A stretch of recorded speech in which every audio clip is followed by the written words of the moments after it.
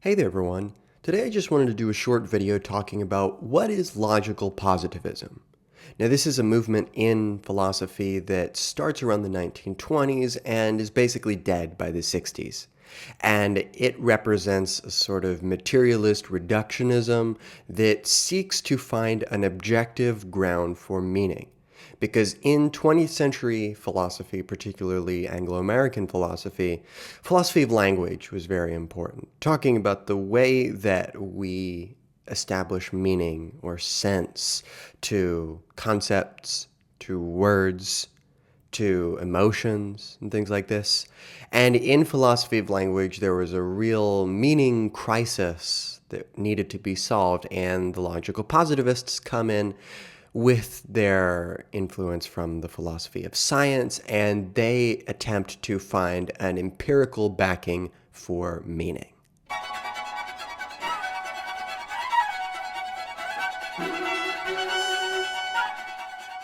Now, the logical positivists, being the philosophers of science they are, come from the empiricist tradition, where the empiricists state that the way that we gain knowledge is through the observation of empirical facts in the world, various objects of various kinds, and they have certain attributes about them that we can state, and we can put them into relationship with one another, and we can come up with knowledge claims. We can look at the regularities of, for example, if I drop this wallet, it will, of course, fall to the ground because gravity exists. And we can thus figure out the regularities of the laws of physics and whatnot from empirical phenomena. Now, the logical positivists want to extend this empirical focus into philosophy of language. And they want to say, okay, if we want to know the meaning of a sentence, we must look for its empirical verifiability. And this principle of empirical verification is the special stamp of the logical positivist school. So, for example, if I say there is a wallet here, then the question of whether or not this is even a meaningful statement is whether or not there is some empirical referent in the world which accords with the state of affairs as it's said in the sentence. So there is, in fact, a wallet here. So this has been empirically verified, and therefore its meaning is not some sort of linguistic thing, but rather its meaning is delimiting a state of empirical affairs. Now, this might sound like a moot point, but it gets us into some interesting realms. So, for example, when I say, I believe that blank is the case, or I feel that ... or I wonder. The logical positivists think that this language is problematic because they think that it's too subjective, right? I think, and someone else thinks exactly the opposite. So how do we parse this out? Well, the logical positivists come in and they say, okay, you've got your brain processes going on, and we now know that the mind is a material thing. It's a bunch of neurons communicating with one another. It's gray matter in the brain. It's dendrites and all of this stuff going on inside my skull. And it yields the subjective experience of thinking, wondering, feeling, questioning, pondering, etc. All of these subjective states of being, which the logical positivists would say these internal states of being are totally superfluous. In fact, they don't really have any meaning because they don't have independent empirical verifiability. Now, what does have empirical verifiability is, for example, placing electrodes and sensors on the brain and seeing that when I say I'm afraid, or I'm anxious, or I'm curious, or I'm, dreadful, that we can get certain empirical facts from those readings of the brain. And that is the whole sum of what the logical positivists will say is thinking, wondering, worrying, feeling, etc. That these subjective words that we have are in fact mere illusory ways to talk about the underlying and only reality, which is the empirical facts of an amplitude of waves going through the brain from one axon to the next, from one neuron to the next, etc. So the empirical facts are the only ones that have meaning, because the logical positivists want to try to escape from a sort of obstinate breakdown that occurs when discourse becomes saturated by subjective appraisals. They wanted to try to find some sort of objective basis for talking about feelings, worries, thoughts, ideas, and concepts.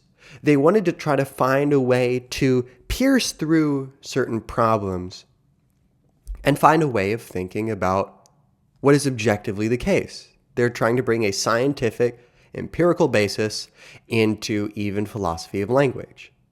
So, for example, when I say the word hurbledy-gurble, we have no referent like I do for the word wallet, right? When I say wallet, you see this wallet here, and you say, oh, that's a wallet. If I say $5 bill, here's a $5 bill. That's all the cash I have in here, by the way. When I say $5 bill, you've got a referent in mind. But when I say hurbledy-gurble, there's no referent for that. So the logical positivists say this is a meaningless word. Or if I say there is a hurbledy-gurble here, that is a meaningless statement because we have no empirical referent to match that concept. Now, this starts to break down really quickly.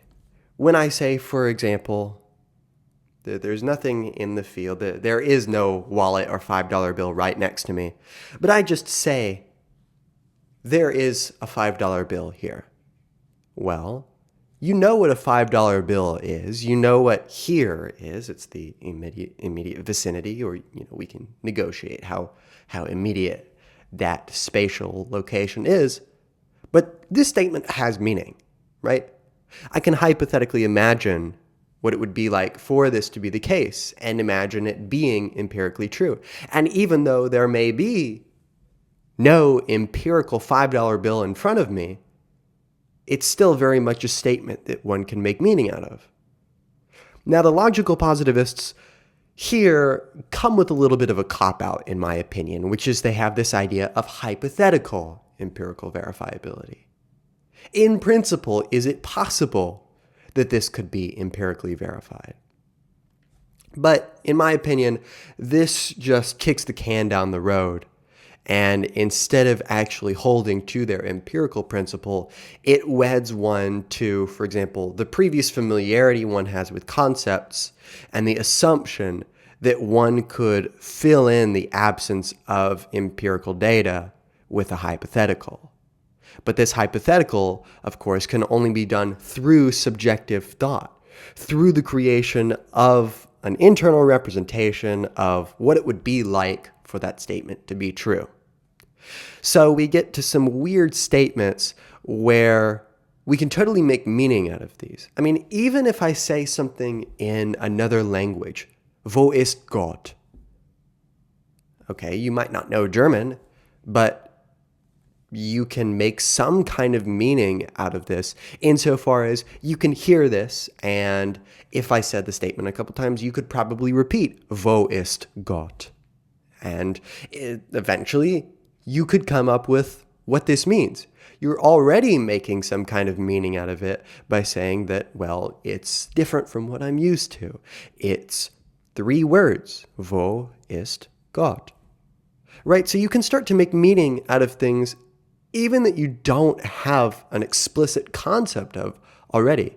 This is the very possibility for translating between languages or learning something new, is that spaces are open to be inhabited by the hypothetical registers of our mind, which are constantly making meaning out of things that we don't have an explicit concept for and that we may have never even seen before. We can do things where, for example, hurbledy-gurble, your brain can start to fill in all sorts of things of what it kind of sounds like. Maybe you think that word sounds like gerbil, right? And you imagine that thing in your head. Even though I've never previously delimited, here is a hurbledy-gurble, and I've pointed to an empirical phenomenon, and then you've established a concept. No, you can already make meaning out of the most disparate statements or ideas. Thus, the logical positivists, while they have maybe a laudable project, they fail, in my opinion. They are unable to grasp imagination, hypotheticals, things which we have no empirical referent for, right? Or that we don't experience as primarily empirical. For example, love. While it is the case that love on a neurochemical level is a series of dopamine and norepinephrine and all of these different neurotransmitters flashing through my brain and electronic signals going from point to point, giving me a picture, for example, of what I'm anticipating I'm going to do or things like this, right? While it does have a cognitive and neurobiological basis, the way that one experiences love as a lover is, in fact, a series of affects, of feelings, of anticipations, of anxieties, of worries, of confusions, of excitements, none of which are empirical primarily for one who is experiencing love. And this is a differentiation that is subtle and may not come across. And I ask that you see the material affect distinction video I did from Deleuze and Guattari talking about breasts, where they basically solve this problem, is there is a difference between love and the empirical phenomena that support the experience of love. These are two different things. And I think the logical positivists just don't see the difference here. And while logical positivism is basically dead by the 60s, there has been a recent resurgence in a logical positivist-esque field of inquiry called eliminative materialism, which is basically the same thing. I really don't understand the difference. It is a materialism which eliminates all discussion of feelings, beliefs, emotions, because these are all subjective, and it only talks about neurotransmitter level at blank percentage, physical exertion at blank amount of joules, right? It's giving you a bunch of physical, biological, physiological statements and attributions about the body that is the sum of what we call feeling or reacting or understanding or questioning or wondering, etc. So that being said, this is just a brief overview of what logical positivism is and maybe some of the problems. I hope that this has been somewhat helpful. You can check out any of my other lectures I've done on postmodernism, German idealism, gender theory, post-colonial studies, and other classic literature. You can also become a channel member for $5 a month and gain access to, among other things, a private philosophy Zoom, which I do the second Sunday of every month. You can tailor it to your needs. I also have super thanks if you'd just like to donate to the channel one time, because I appreciate everyone who decides to give. It takes a lot of pressure off me, but no pressure. That's it for this lecture, and I'll see you in another one.